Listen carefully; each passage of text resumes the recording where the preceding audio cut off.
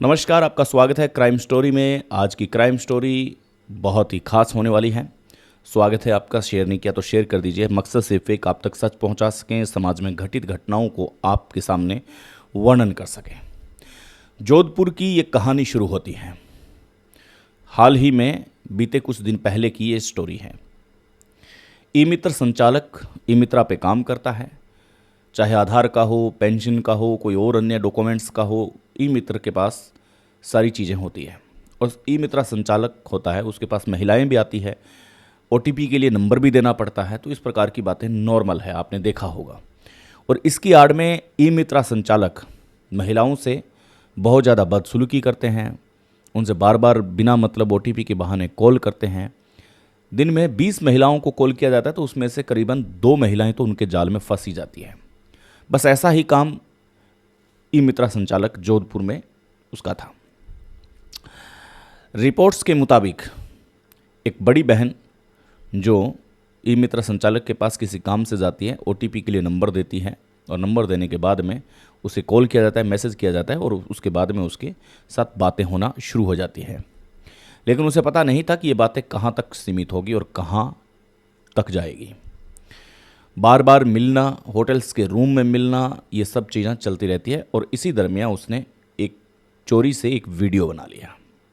अब ई मित्र संचालक उसको बार बार वीडियोस भेजता है कि ये देखिए, मैं तुम्हें ब्लैकमेल करूंगा, तुम अगर सही नहीं मानी तो।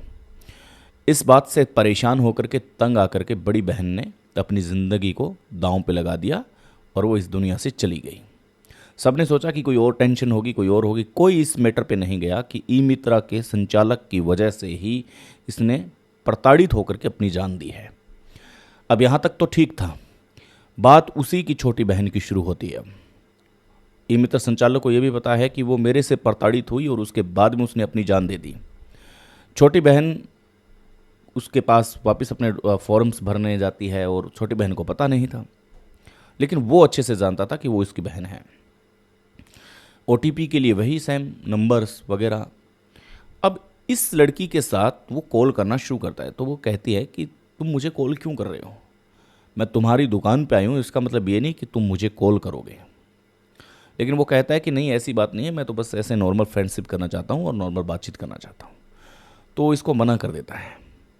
इसके बाद में उसकी बहन का वीडियो वो उसको छोटी बहन को भेजता है और कहता है कि ये देखो, ये वायरल करना है क्या कि तुम्हारी बहन के मरने के बाद में इस प्रकार की थी वो, ये दुनिया को बताना है क्या?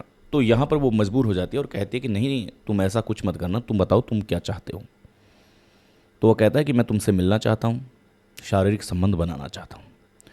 वो लड़की परेशान होकर के, डर के कि अपनी बहन की इज्जत मिट्टी में न मिल जाए, इसलिए वो वहाँ से रवाना होती है।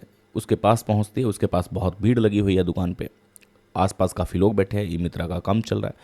लेकिन चेले चपाटों को वो सौंप करके काम और सीधा उसके साथ निकल पड़ता है। अब एक प्राइवेट रूम है जो उसका खुद का रूम है, वहाँ जाने के बाद में वो उसके साथ शारीरिक संबंध बनाता है और घंटे 1.5 घंटे बाद में ई मित्रा पे ला करके उसको छोड़ देता है। अब छोटे वाली बहन थी, वो आज एक मन के ऊपर बहुत बड़ा पत्थर लेके जा रही थी कि बात बताए तो आखिर किसको बताए, जाहिर करे तो किससे करे, क्योंकि उसकी बड़ी बहन का वीडियो है उसके पास। अगर उसने नहीं माना तो वो वीडियो वायरल कर देगा और अब जो इस दुनिया में है ही नहीं जो बहन, पूरी दुनिया को पता लग जाएगा कि हाँ इसके अफेयर थे, इसकी वजह से ही ये इसने अपनी ज़िंदगी को दांव पे लगाया है। चारों तरफ से वो घिर चुकी थी। घर पे आई, खाना खाया और वो सो गई। टेंशन में चल रही है। अब 7-8 दिन बाद में फिर उसकी डिमांड आती है कि वापस तुम आओ, एक बार मुझे खुश करना है। वापस वो जाती है। ऐसा सिलसिला तकरीबन 2 महीने चलता रहा। उसके बुलावे पर वो जाती और उसको खुश करके आती। कब, कैसे, क्यों, क्या वीडियो बनाया उसका भी उसको पता ही नहीं चला। अब 2 महीने के बाद में वो ई मित्रा को ना करने लग जाती है, मना करने लग जाती है कि देखो, तुमने अपने मन की पूरी कर ली, तुम्हारी वजह से मेरी बहन चली गई है, मैं अब ये समाज में बात बताऊंगी और अच्छा नहीं होगा। लेकिन ई मित्र संचालक कहता है कि अच्छा नहीं होने से पहले तुम वीडियो देख लो। तो लड़की कहती है कि वीडियो मैंने देख लिया है, तुम बार बार उसी वीडियो की धमकी दे रही हो। कोई बात नहीं, मेरी बहन को लोग गलत समझेंगे तो गलत समझेंगे, मुझे इस बात से अब कोई फ़र्क नहीं पड़ता। वो कहता है कि मैं तुम्हारे व्हाट्सएप पे भेज रहा हूँ, एक बार तुम वो वीडियो चेक कर लो। व्हाट्सएप पे वीडियो आता है उसका अपना। कब ये वीडियो बनाया उसको पता नहीं था। जैसे ही वो अपने मोबाइल की डिस्प्ले पर वो वीडियो देखती है तो उसका हाल बेहाल हो जाता है कि अरे ये क्या हुआ, मैंने भी इतनी बड़ी गलती कर ली। अब वापस दबाव में आकर के वो उससे मिलने के लिए वापस आती है। ये सिलसिला वापस से शुरू हो जाता है। पूरी तरह से परेशान, प्रताड़ित, मानसिक चिंता, ये सब होने लगा था। और लड़की न तो खाना खाती न समय पे सोती। उसको बस एक ही दिमाग में एक बात थी कि जिस प्रकार से मेरी बहन गई उसी प्रकार से मुझे जाना पड़ेगा, क्योंकि ये पीछे हाथ धोकर के ही पड़ गया है। अब किसी को इस बात की उम्मीद तक नहीं थी कि ये भी इसी से पीड़ित है, क्योंकि बड़ी बहन ने कभी बताया नहीं, न कोई लेटर छोड़ा। छोटी बहन को इसका पता नहीं था, लेकिन बड़ी बहन के नाम पे इसको ब्लैकमेल किया, फिर खुद ब्लैकमेल हो गई। तब किया क्या जाए? हिम्मत करके छोटी बहन ने समाज की तरफ देखा, घर की तरफ देखा, परिवार की तरफ देखा, मोहल्ले की तरफ देखा कि लोग क्या कहेंगे। उसने भी अपनी ज़िंदगी का अंत कर लिया। अब एक घर में जब दो दो इस प्रकार के हादसे हो जाए तो फिर सोचिए कि क्या रहेगा। लेकिन छोटी बहन ने जाते जाते अपनी माँ से थोड़ा बहुत ये दर्द बताया था कि माँ, एक ई मित्र वाला है, वो मुझे परेशान करता है, मैं थोड़ा सा टेंशन में हूँ। एक माँ को एक बात बता दी थी, तो उस माँ को ये बात याद थी कि उसने हमें ई मित्र का ऐसा कुछ जिक्र किया था। अब हिम्मत करके जैसे ही राजस्थान के पश्चिमी इलाके में 12 दिन का होता है, आपको पता है, तो उसके बाद में जैसे ही बातचीत चलने के बाद में माँ ने कहा कि मेरे से एक बार उसने अपनी पीड़ा बताई थी, ई मित्रा का किसी का नाम लिया था। अब पुलिस में एफआईआर दर्ज होती है और कॉल डिटेल निकाली जाती है, तो कॉल डिटेल सीधा निकलती है ई मित्रा वाले के पास। ई मित्रा वाले को हिरासत में लिया जाता है। उसके पास करीबन 24 से ज़्यादा वीडियोस मिले।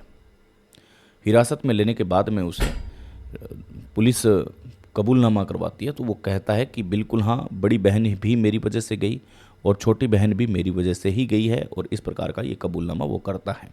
पुलिस अपनी इन्वेस्टिगेशन में और लग जाती है कि और कोई तो नहीं था, कितने लोग थे, कैसे थे। लेकिन लोग जो हैं वो धरने पर भी बैठ जाते हैं, बता रहे हैं कि उसकी गिरफ्तारी करो। ऐसा मामला सामने आया। तो इस घटना से हम क्या सीखते हैं? इस घटना से ये सीखते हैं कि ई मित्र जो है उसमें अगर ओटीपी देनी है तो ओटीपी के बाद में ई मित्रा वाले का नंबर ब्लॉक कर दीजिए।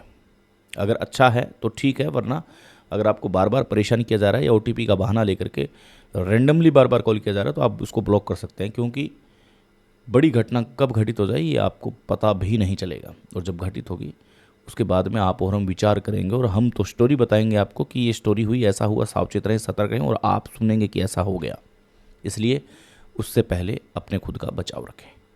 नई क्राइम के साथ आपके साथ मुलाकात करते हैं। तब तक के लिए नमस्कार।